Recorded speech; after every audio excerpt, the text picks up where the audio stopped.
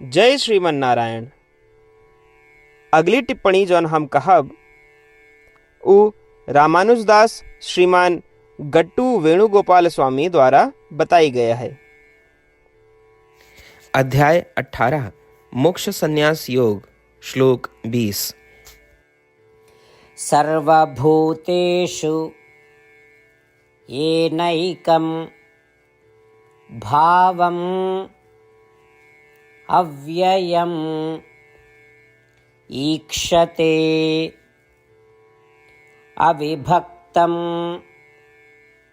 विभक्तेषु तज्ज्ञानं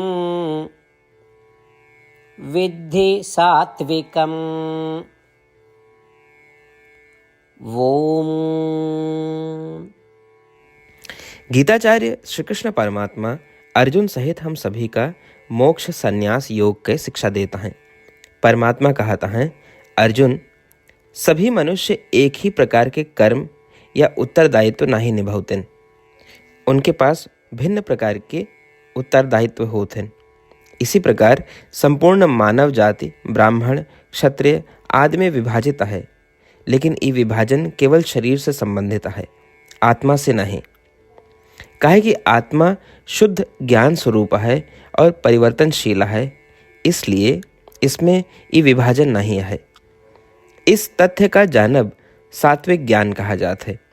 प्रत्येक व्यक्ति का अपने कर्म करते समय इस प्रकार के सात्विक ज्ञान रखे के चाहिए। ऐसा कह के श्री कृष्ण परमात्मा ये स्पष्ट करता है कि भले ही शरीर अलग अलग दिखें और उनके द्वारा किए जाए वाले कर्म अलग अलग दिखें, लेकिन उन सभी में आत्माओं के ज्ञान के एक ही रूप होते हैं और शरीर में दिखाई दे वाले परिवर्तन और विभाजन आत्माओं में नहीं होते। प्रत्येक शरीर में आत्मा ज्ञान के रूप है। इस समझ के साथ सात्विक ज्ञान का विकसित करे के प्रयास करते हुए और श्रीमन नारायण का प्राप्त करब अपने जीवन के लक्ष्य बनाते हुए केवल श्रीमन नारायण के शरण लेते हुए आओ हम श्री कृष्ण परमात्मा द्वारा कहे गए शब्दों का श्लोक के रूप में यथास्वरूप दोहरावे के प्रयास करी। सर्वभूतेषु येनैकं भावमव्ययमीक्षते अविभक्तं विभक्तेषु तज्ज्ञानं विद्धि सात्विकम्। श्रीमद् भगवद गीता का पूरा निचोड़ श्री कृष्ण परमात्मा अध्याय 18 के श्लोक 65 से 70 के 8 कर्मों में रख दे हैं। श्री कृष्ण कहन, ये 8 बात मानने वाले पे हमार स्नेह है, ये भक्तन की हम हर प्रकार से सुरक्षा करो। श्री कृष्ण परमात्मा द्वारा कही पूरी श्रीमद् भगवत सुने के बाद अर्जुन कहन, करिष्ये वचनम तव, माने कृष्ण हम तोहरे कहे अनुसार ही करब।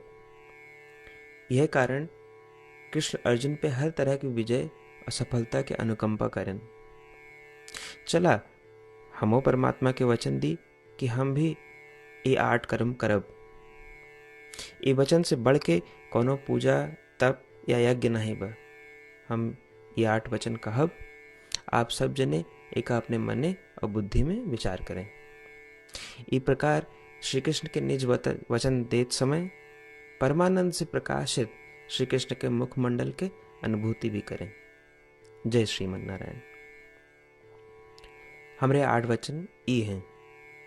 हमार प्रथम वचन, हे श्रीमन नारायण, आपके निर्देशानुसार हम आपके ध्यान और चिंतन करब। हमारा दूसर वचन, हे श्रीमन नारायण, आपके समझाए अनुसार हम सदा आपके भक्त रहब।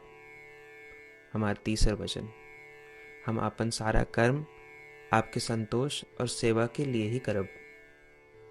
हमारा चौथा वचन, जैसा आप कहें, हमका पूरा विश्वास है कि हम आपके हैं और हम सदा आपका करबद्ध नमस्कार व पूजन करब। हमारा 5वां वचन, हे श्रीमन नारायण, अध्याय 18 श्लोक 66 में आपके कथन मामेकम शरणम व्रज अनुसार केवल आपकी शरणागत की बात कही बा। श्रीमन नारायण, हम केवल आप एक शरण में आए हैं।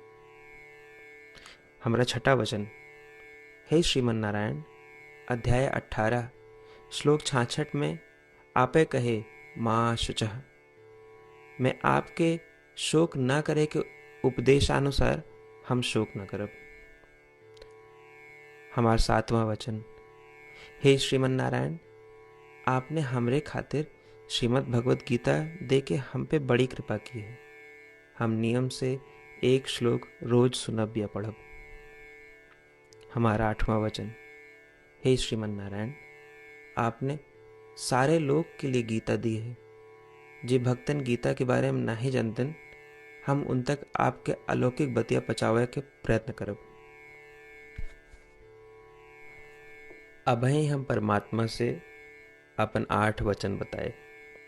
श्रीमन नारायण कया वचन देव कि हर दिन जैसा वो कहे हैं हम वैसन करब, यह एक महान पूजा है। आवा हम अपने अडिग विश्वास के साथ उनका अपन वचन दी कि हे श्रीमन नारायण, आप जैसा कही हैं हम वैसन करब, जैसा आप चाहिए वैसा ही व्यवहार करब, और हम केवल आपे के लिए काम करब। श्रीमन नारायण करिष्ये वचनम तब, माने श्रीमन नारायण हम आपके निर्देशानुसार कार्य करब। सर्वम श्री कृष्णार्पणमस्तु। जय श्रीमन नारायण। सर्वभूतेषु येनैकं भावम् अव्ययम् ईक्षते अविभक्तं विभक्तेषु तज्ज्ञानं विद्धि सात्विकम्। ॐ